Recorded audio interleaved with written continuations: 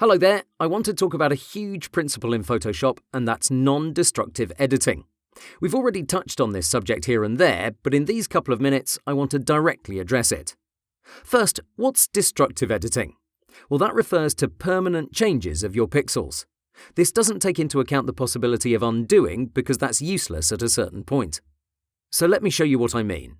What we did previously when we changed the color of that red polo was destructive editing, and that's because every time I'm painting with this color replacement tool, I'm permanently changing the pixel aspect of my image. Once that's done, you can't go back. There's no slider here, no visibility icon that you can toggle. The same thing applies to that adjustment command from the top menu. Let me get it again. Here it is, Replace Color.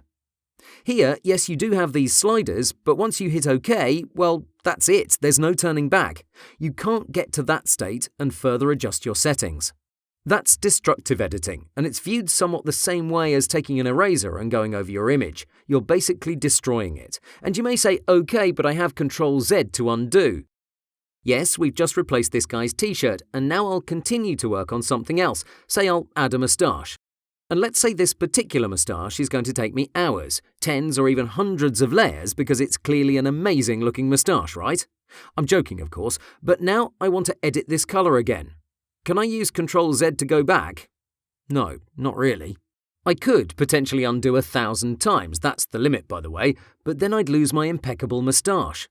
So working destructively is very frowned upon.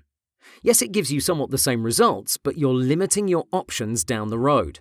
Instead, I suggest you use non-destructive techniques. We've already spoken a little bit about smart objects. You saw how they transform regular filters into smart filters. Let me quickly show you what I mean.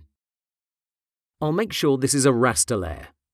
Next, I'll go to Filter, Blur, Gaussian Blur. This is destructive editing because now I'm stuck. Once I hit OK, I can't do anything else. I'll go back and I'll repeat the process, only this time I'll first convert it to a smart object.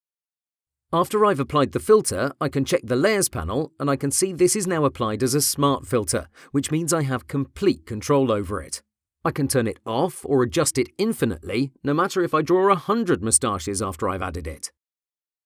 Adjustment layers are also a big part of non-destructive editing.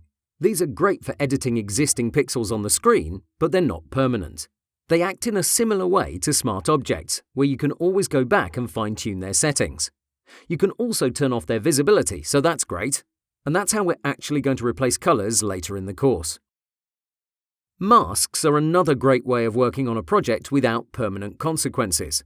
We'll discuss them in the following sections, but at this point it's important you realize what the difference is between the two working methods. The red polo lecture was the only one where we made this exception.